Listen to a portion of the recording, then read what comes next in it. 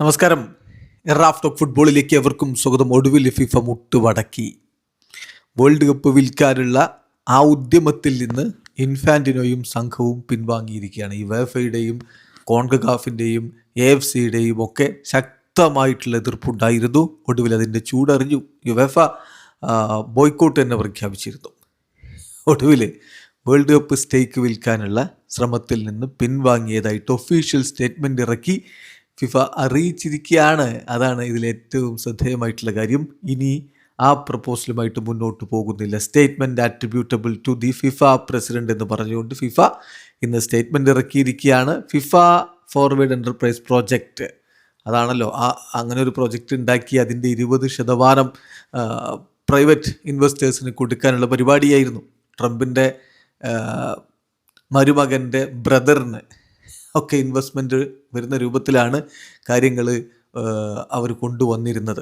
അതിനെതിരെയാണ് ശക്തമായിട്ടുള്ള പ്രതിഷേധവും കാര്യങ്ങളൊക്കെ വന്നത്.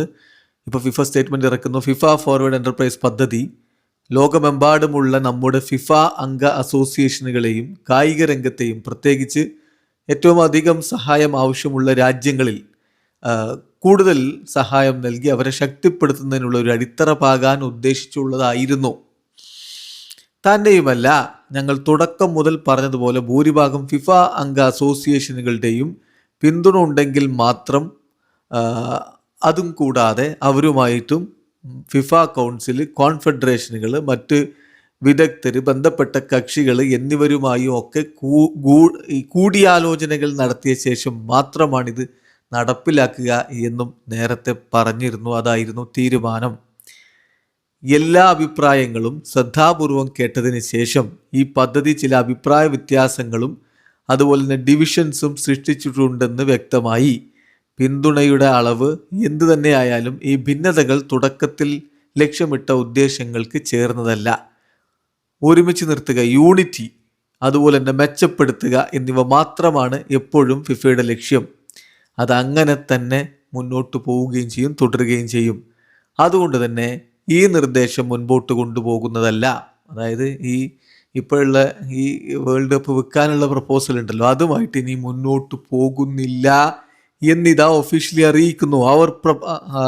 As a result this proposal will not proceed എന്ന് തന്നെ കൃത്യമായിട്ട് ഇതാ ഫിഫ സ്റ്റേറ്റ്മെൻറ്റ് ഇറക്കി അറിയിക്കുന്നു.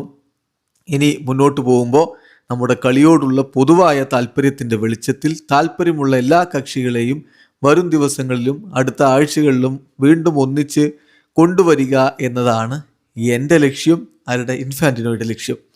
എല്ലാ സ്ഥലങ്ങളിലും ഫുട്ബോളിൻ്റെ വളർച്ച തുടരുക, പ്രത്യേകിച്ച് നമ്മുടെ പിന്തുണ ഏറ്റവും ആവശ്യമുള്ള രാജ്യങ്ങളിൽ അത് ഉറപ്പാക്കുക എന്നത് തന്നെയാണ് ഇതിൻ്റെ ഉദ്ദേശമെന്ന് കൂടി ഇപ്പോൾ ഫിഫ പ്രസിഡന്റ് സ്റ്റേറ്റ്മെൻറ്റ് ഇറക്കിയിരിക്കുന്നത്. ചുരുക്കത്തിൽ ഈ പരിപാടി ലക്ഷ്യമിട്ടിരുന്നത് ആർക്കാണോ കൂടുതൽ ധനസഹായമൊക്കെ വേണ്ടത് അവരൊക്കെ സഹായിക്കാവുന്ന ഉദ്ദേശത്തിലാണ് ഇത് വെക്കാൻ വേണ്ടി പോയത്. പക്ഷേ ഉദ്ദേശിച്ച പോലെ എല്ലാ കാര്യങ്ങളും ഉണ്ടായത്.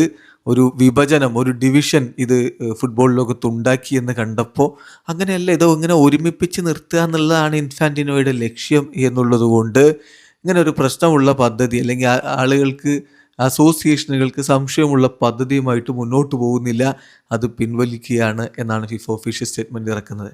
എന്തായാലും സംഗതി അതൊന്നുമല്ല. സംഗതി യുവേഫ ബഹിഷ്കരിക്കുന്ന അങ്ങ് പറഞ്ഞപ്പോൾ കൊണ്ടു എന്ന് പറഞ്ഞാൽ അടുത്ത 4 കൊല്ലത്തിന് ശേഷമുള്ള വേൾഡ് കപ്പ് മാത്രം ബഹിഷ്കരിക്കുന്നല്ല പറഞ്ഞത്. ഇനിയുള്ള എല്ലാ ഫിഫ ഇവൻറ്റുകളും ബഹിഷ്കരിക്കുന്നതാണ്. ഇതാ യൂത്ത് കപ്പ് വരാൻ പോവുകയാണ്, വിമൻസ് വേൾഡ് കപ്പ് വരാൻ പോവുകയാണ്. അതൊക്കെ ബഹിഷ്കരിച്ച് കഴിഞ്ഞാൽ പണി പാലും വെള്ളത്ത് കിട്ടും. അത് കണ്ടിട്ട് പിൻവലിച്ചതാണ്, വേറെ ഒന്നുമല്ല. വീഡിയോ അവസാനിക്കുന്ന ഫുട്ബോൾ ലോകത്ത് കൂടുതൽ വിശേഷങ്ങളുമായി റാഫ് ടോക്സ് എത്താം.